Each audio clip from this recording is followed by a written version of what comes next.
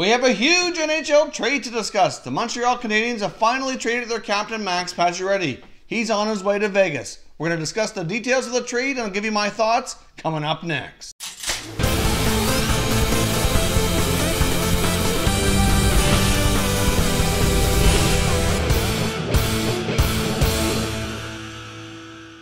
Hey everyone, and welcome back to another video here at Top Shelf Hockey. If you're new to the channel, thanks for stopping by. We review and discuss all 31 NHL teams. So if you're a huge hockey fan, consider subscribing and clicking the bell so you don't miss anything. So as I mentioned off the top, we have a huge trade to discuss today between the Montreal Canadiens and the Vegas Golden Knights. Now the Montreal Canadiens have finally made a deal to move their captain Max Pacioretty, who's been under trade speculation for several months now, over to the Vegas Golden Knights. So first of all, let's jump into the details of the trade here, and then I'll give you my thoughts and analysis. So the Montreal Canadiens send their captain, Max Pacioretty, to the Vegas Golden Knights.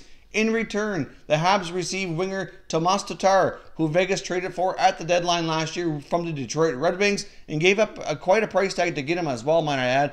The Montreal Canadiens also received top prospect Nick Suzuki, as well as a 2019 second-round selection, which originally belonged to the Columbus Blue Jackets. Overall, the Canadiens receive a 20-goal scoring winger with a good history. They receive a top prospect center iceman and a draft pick. So overall, I think the return for Pacioretty here is pretty good. And here's a quick fun fact for you now. The Columbus Blue Jackets had paid the Vegas Golden Knights 2 draft picks in order for them to take David Clarkson off their hands for the expansion draft in 2017. Now, those 2 draft picks were a first and a second rounder. They used that first round pick to select forward Nick Suzuki involved in this trade. They then took Suzuki, packaged him up with the other pick, Columbus' second round pick, and sent it off to Montreal here for Max Pacioretty. So at this point in time, I'm sure Vegas is probably thanking Columbus for those draft picks. Obviously, this has worked out quite well for Vegas here long term.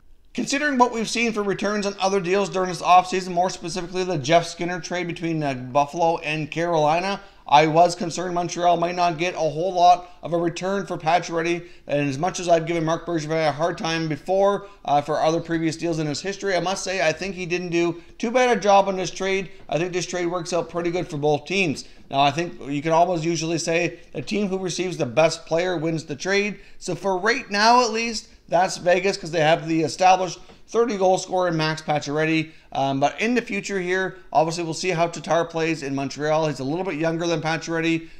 Doesn't quite have the scoring prowess that Pacioretty has had, but could certainly, with more of an opportunity, potentially, become a 25 or 30 goal guy. He's been a pretty consistent 20-goal scorer throughout his career. And Nick Suzuki is a pretty high-end prospect. I mean, Nick Suzuki very well could turn out to be a potential #1 center for the Habs in the future. And if that were to happen at that point in time, maybe down the road we could say Montreal wins this trade. But overall, I do like this trade for both clubs.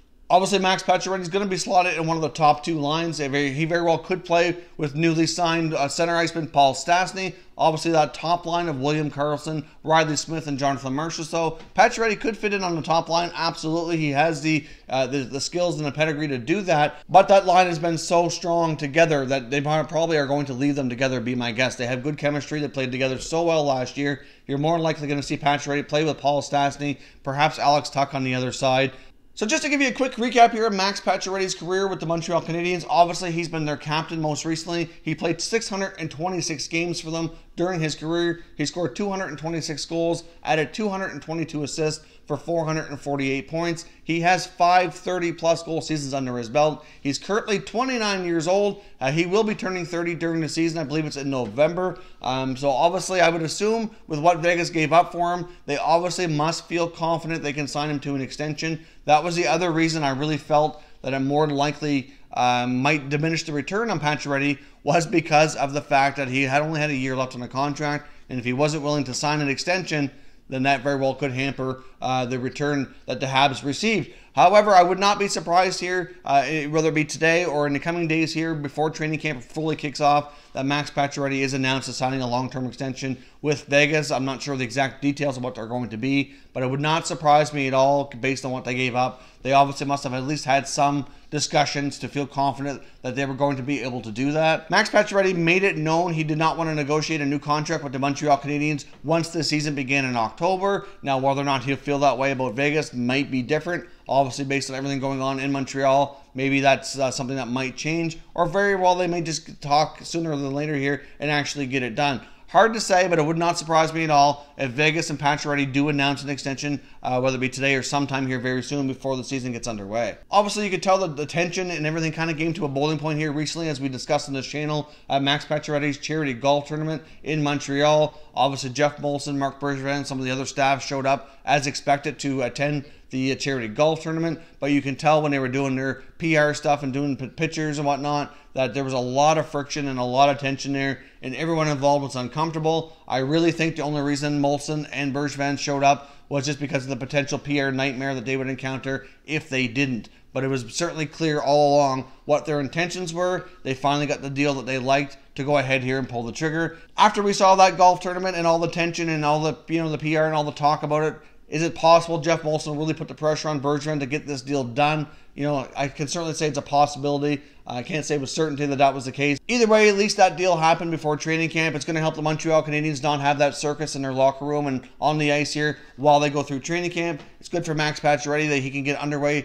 at the beginning of training camp with a new squad, a new team, get a fresh start, and hopefully get back to his old playing ways.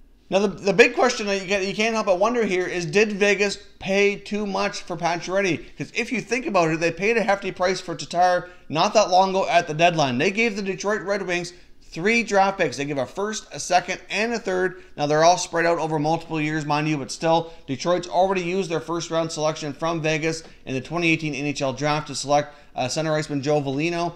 So that could turn out to very well be a bit of a draft steal. So they get those other 2 picks that they've already given up for Tatar. So essentially, if you think about it like this, they basically gave up 4 draft picks and Nick Suzuki for Max Pacioretty. So if you're an acquiring club, if you're the Vegas general manager, is that a deal you would normally do? The answer is probably not. I think that you could look at it from that perspective and say that Vegas certainly overpaid here. And you could also look at it from the point of view that maybe George McPhee feels like maybe that Thomas Tatar trade was an overpayment. Maybe it didn't work out. And obviously that's probably why he was included in this deal, to try to improve the club and try to kind of recoup what he can to move things forward here. So either way, I think it's safe to say that it's a good trade for both clubs, but I think there is an argument to be made here that Vegas might have paid too much. So with the Montreal Canadiens acquiring Thomas Tatar, they certainly are getting a winger who's, doesn't quite have the production totals that Pacioretty has. He has 4 20-goal seasons under his belt, plus 1 of 19, so you can basically say he's been a 20-goal scorer 5 times. He's a couple years younger than Pacioretty. He's under contract for this year plus 2 more, so 3 more seasons, basically a little over $5 million, which is only slightly more than Pacioretty was making now, but far less than what he'll want on an extension. So from that perspective, I think it's good. They get Nick Suzuki, who's had tremendous junior career so far, looking to make that jump to the NHL. 2 seasons ago in junior, Nick Suzuki put up 96 points. Last year, he put up 100 points. So Nick Suzuki's been an offensive juggernaut in junior. So the Montreal Canadiens, I think, did pretty well here under the circumstances. But if you're a Habs fan, I'd love to hear your thoughts down below. I know a lot of you were big Pacioretty fans, and you might be sad to see him go. But at the same time, I think you must be relatively pleased here with the return. Once you throw Suzuki in with Kotkaniemi and some of the other prospects they have, they do have a much brighter prospect pool at the center ice position here moving forward. And they do get a winger in Thomas Tatar, who is a proven 20-goal scorer, who can actually add some value to this team here right away, plus an extra draft pick for the upcoming draft here in 2019 to hopefully add something else down the road as well. So those are my thoughts and analysis on the Max Pacioretty trade. Obviously, this is something that's been speculated here for a number of months, so it's finally nice to see the Montreal Canadiens take care of business and move Pacioretty off to a fresh start. But I'd love to hear your comments down below. What do you think of this trade? Do you think the Montreal Canadiens did well enough here? Who won the deal? I'd love to hear your thoughts down below in the comments section. If you're new to the channel here, hope you consider subscribing. We cover all 31 NHL teams, and there's plenty of content here for all hockey fans to enjoy. So if you're new, hit that subscribe button. If you like this video, don't forget to hit the like button as well. I'd appreciate it if you did. As always, thank you very much for watching, everybody. We will catch you next time.